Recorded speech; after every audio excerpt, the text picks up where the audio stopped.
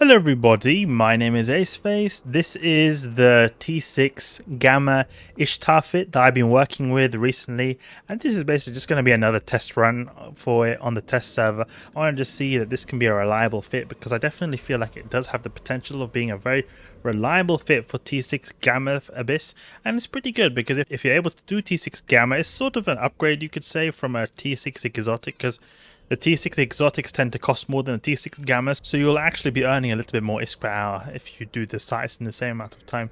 Often the T6 Gammas will be done a little bit slower though, because the T6 Gammas, or the Gammas in general, they give increase to the amount of shield HP of the enemy ships and yourself as well. And that's why it's very useful for us, but it's also annoying because it'll make it go a bit longer because there's, more shield to chew through. But since the Ishtar has naturally a pretty low shield buffer, it is very nice that in the Gammas we get a big shield buffer, so you can sometimes get like one-shotted if you're doing, for example, a firestorm or something like that. Or at least in my experience before, it's happened that like you can get a lot of incoming DPS that even like 2 Vedmax could like one-shot the shields and then make it boost back up. And here we're going to have a lot bigger buffer, and in fact we've even got one modular here for Core Defense Field Extender 2 that increases our shield buffer even more. Because it's quite important right here, because we've got a crazy good amount of shield boosting since we've got a Pith X type X large shield booster. So this is a really powerful shield booster, and it'll be extremely powerful when we put these high grade crystal implants in, because these are going to amp up our shield boosting so much to massive degrees. You can see right here the amount of shield boosting we've got right here. Put in a Synth Blue Pill. Well, actually I can't because I already got some other boosters in right now, but it's alright. Synth Blue Pill doesn't do a whole lot, but it can always be good to have it. It's a very cheap booster and very nice to have. So here's the ammunition we got. I think I'll be using majority of the time Republic Fleet Fusion, actually, because it's a faction ammo. It's got some pretty good tracking and also a bit of a good, like, I could say, compromise between range and tracking. So we'll be using that. We've got some Geckos going on in here to do some extreme DPS. It will be nice to use the, the explosive drones, but the thing is, the explosive drones, they don't do a whole lot of damage, so I think that it'll be a better option to use Geckos. Geckos also have very high HP, so it's going to be less risk of you losing them, and they have very good tracking too, so they can get some very big volleys in. You can sometimes get some nice wrecking shots from them, I've noticed, and they can like really wreak havoc. So that's why we're using Geckos. Alright, and we can also got this assault damage control if stuff goes crazy. So let's put this into super DPS, because we've got this super DPS kind of group. So now I've got this tanky right here, Augmented Warrior, Augmented Valkyrie, and then Berserker II is going to go in explosive. There we go. No, actually this will just go in DPS. Super DPS, and they got DPS. And we'll also mark this as favorite. There we go, because this is the favorite one. Alright, let's jump into the T6 Gamma. T6 Gamma. Let's go in there. The main thing really, I think that is a bit annoying with the T6 Gamma is its time. And the Ishtar has such a good capacitor, and is so tanky with this extra large shield booster. I don't think tank is really a big issue, just mainly getting the sites done in a timely fashion is what I'm worried most about. And then also a bit of the wrecking shots as well, because we've still not got as good buffer as a Gila. So you can see 3.4k, and the Gila has naturally 4k shield HP, and we've got pretty low resistances as well. The thing is that we got really good HP per second. So that's what you'll see here. If you're not seeing my previous videos, that we will be like boosting crazy amounts of shield. Like it'll be just going straight like from half to almost max, something like that. Okay, we've got these 2 tanglers over here. That's a bit annoying. So we're gonna probably want to go for them actually. We'll have our drones first go for this harrowing Vila over here, while we make our way towards the transfer conduit. We can make our way to the transfer conduit over there. And now the game is in this stupid mode where I click on something and it just focuses on it. I don't know why. I'm not clicking anything on my keyboard right now. It just happens like this sometimes. It's just the way it is. Maybe look at this. Yeah, look, it's still doing it. Glitched game. Glitched game. It happens sometimes. It's a bit annoying. Okay, we'll go for this Tangler over here. I think there's even a shortcut for this. See that one shot of that Damavik right there? I can see sometimes I just see these Damaviks just falling without me actually even paying attention. Oof. Oh no! What? Where did all my drones go away? No, okay, this. I thought they had all died, and then I just realized I had recalled them by accident. Let's go for this anchoring dam over here. This is really annoying. I don't know why this is doing like this. So I just click here, it's focusing on everything. See now, apparently someone's saying on the forums I'm looking here, Shift C. Oh yeah, thank you. Shift C, that's what it was. Maybe you guys having issues? Shift C, because you can maybe, I guess you could think of it as like C is to look at something, and Shift C is automatically. Look now, automatically doing it. Shift C is then to stop it. That's good. Alright, what's the time here? Good time, good time. What was our resistance to my 70%? Okay, so we're going to have a little bit better in terms of time still. So yeah, it goes tank, doesn't seem to be any issue whatsoever. Got very good application as well, because the Ishtar has very good bonus to its tracking with the bonuses it gets. It gets some bonuses to tracking effect here. So let's see now. Heavy drone tracking speed, you see that? Man, geckos land these fat volleys on these guys. Look at these guys, just getting these fat volleys from these geckos. They missed even, I think.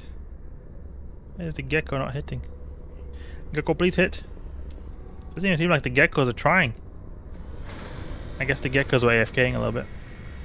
That's the way it is. Let's jump to the next wave. Finish this just over 5 minutes. It's not like crazy expensive. It is quite expensive, but pretty much all T6 fits are pretty expensive. But it's not like we're using any cheeky officer mods or anything like that. We're only using one. The main thing is there's a Gist X-type X-large shield booster. That costs a lot. Otherwise, all the other ones, they're pretty standard desk-based mods, like the damage, drone damage amplifiers, and that kind of stuff. We've got no neuters. We've got some neuters that I want to take out. Both these sentinels are going to neut quite a bit. Charge straight in.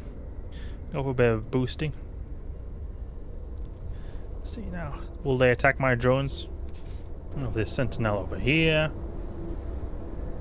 Why is he shooting this one over here? I don't want to shoot this one, please. Sentinel, there we go. See there we get like boosting there, and then we're over-repping so much because we've got so much tank here. Uh-oh. Uh-oh, this lucid upholders, they seem to be targeting my drones. A bit annoying. I'll wreck this sentinel over here. Probably should go for these guys actually. Maybe we can recall my drones real quick. Let's see, now I can lock up these guys. I want to go for my drones so much.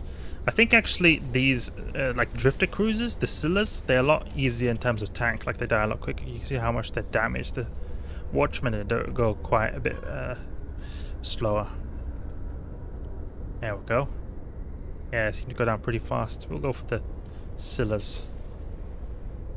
Great, great, great. We're over-repping so much. I mean, look at that. Even with all the buffer of the weather effect and that field extender 2 we've got, it's still got like a crazy boost rate that we're over-repping all the time.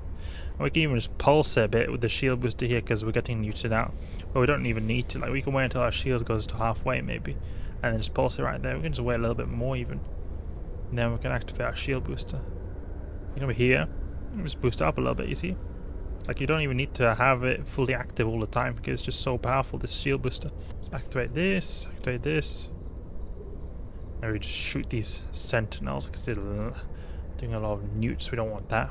Got the null charge over here, he's doing some newts too. Both of them afterwards. There we go. Shoot this null charger here. Seems like time is pretty good. I mean, under 5 minutes of each room is amazing. That's what I would consider to be good for T5s. T6s, they'll be amazing. T6s really just want to survive in a, like with 1 or 2 minutes to spare at max, at minimum. So this uphold over here, he's attacking my Valkyries. It's very annoying. Come on, geckos, show them who's boss. Yeah, that upholder taking big hits right there. This uphold over here, wreck him. The Ishtar, I think is I'm gonna be honest, guys. This is a controversial opinion, but I don't like the look of it. It's really powerful in terms of what it can do, but I don't like its appearance. It's not. That's like one of the reasons why I don't fly it. It's just nothing that I particularly like the look of. I really like the Gila in terms of his appearance, but the Ishtar just looks like a big blob, like typical Galenta. Well, there are many Galenta ships that I do like the Megathron. I think it looks really cool, but The Ishtar is just like it feels to me like a big blob that I don't find aesthetically pleasing. And that's a bit of a holding me back from investing a lot into this ship, but it definitely seems to be very promising, at least when it comes to the Abyss. It needs to be very powerful. There we go, uphold it down. There's only 2 of these sleeper guys left. So yeah, 10 minutes. Okay, we've gone past the 5-minute average mark. Maybe this last room is going to be very fast, who knows. Got all this ambience actually. I don't know if you guys can hear, but this ambience from the like filament that was activated is really annoying. Like it always bugged out the Abyss sound. It's really annoying. Like how they bug out the sound all the time. It's bugged out. There's always some kind of ambience that's there when I exit, or there's some there when I enter it. Like never really is in the correct sound. It's been for almost maybe a year now. A really bugged out sound in the Abyss, like anything related to Abyss. And also there was in the previously in the past there was a lot with Stargates as well. Okay, return these drones, go to the next site, let's see what we got here. Charybdis Tyrannos. This is a wave that can be pretty deadly, especially for the Ishtar, just because of like the big hits that Charybdis Tyrannos can land. So we want to take out these illuminators over here. They're going to make us really ballooned up, make us more likely for Charybdis to hit us hard. So that's why we want to take these, knock out these guys first, and we've always got that assault damage control if stuff were to go too crazy. Let's see, I'll take out this guy now. Good, good, good. Fast, just take him out fast. So now illuminators, and there's no web of fire, so that's great. We can take out these dissipators. These spearfishers, really, we don't care. They just do scramblers, like who cares about that? We're not using MWD. We can continue forward right here. Last illuminator, and Charybdis Tyrannos will have a very hard time hitting us. There is a blue cloud, which is pretty annoying, but we're just going to be orbiting this guy anyway at 500, so it won't matter too much. There we go, we've got some guys aggroing our drones, a bit annoying. Please, drones attack this Ephialtes guy right here. Feels like they're sleeping a little bit on the job. Oh, all these guys attacking my drones now. That was a big hit right there. You saw that half our shield in one shot. Yeah, some penetrating shots are really big. We will definitely get our shields one shot if the Charybdis Tyrannos lands and a wrecking shot. But we've got a big structure though, so it's not too bad. We're getting neutered now. We want to pulse our shield booster a bit. Just that these very drone aggro is so annoying. Come on, drones, work faster, please. You can actually maybe return these and you can just have them go straight away for these dissipators so that everything else follows, because they're sort of staying there. You see all these like slip cruisers over there? They're staying with my drones because they're focused on my drones. So if I have my drones return and attack these guys who are close to me, they're also going to follow my drones. Okay, there we go. Boost a little bit here, please. There we go. Good. Boosty boost boost. Thank you. That was a bit dangerous right there where I didn't boost, because if I had taken a wrecking shot right there, I maybe would have died to the sheer amount of alpha. Let's try to keep transversal up, going from side to side. And go for this confuser over here. So how far is Charybdis? Charybdis is 22 kilometers away. It's very annoying because the heavy assault cruisers, like the Ishtar, they're generally speaking pretty slow. So it takes a long time to get in range. Aguila is quite a bit faster than this. Oh, we've got a wrecking shot right there and we survived. Wow. That's actually really impressive right there. I didn't think we would take like... our shields would survive. I thought they would not survive. That's really good, actually. Who would have thought? I thought our shields were going to get one-shotted, but we actually did survive a wrecking shot from Charybdis, so that's really good.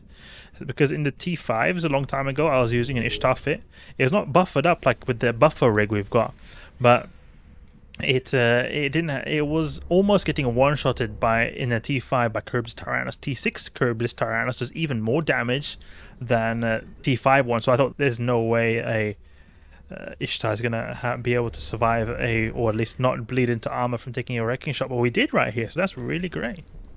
Really happy about that, and we just boosted up our shields directly. Really cool. We're very impressed with this Ishtar.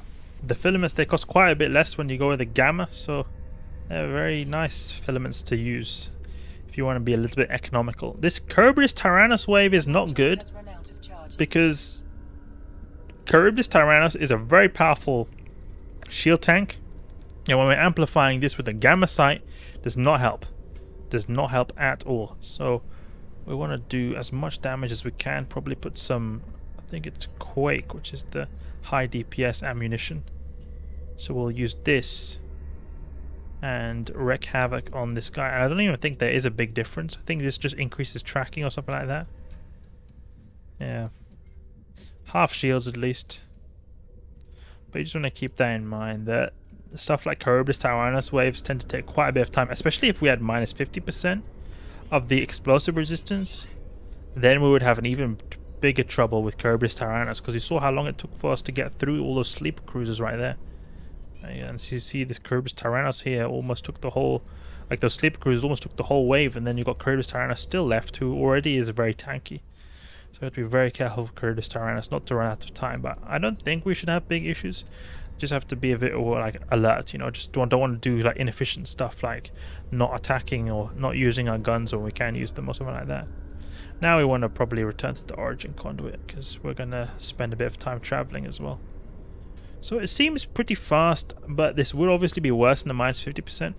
And I would be worried if I were to get a triple Charybdis Tyrannus spawn, because I have got that in T5. I have once got a triple Charybdis Tyrannus spawn. You can actually Google on my YouTube videos. Got like triple, the title is like triple Charybdis Tyrannus. It was in a T5 electric. So you can actually definitely get triple one of these, and it doesn't look at all like the time was particularly well here. Almost like 7 minutes, I think, or something like that for the Charybdis Tyrannus, and we are in minus 70%, minus 50% will be even worse. So I'm a bit worried for time when it comes to Charybdis Tyrannus. The tank, on the other hand, I'm very impressed with. I'm really happy with the tank. So nice with this big buffer we've got.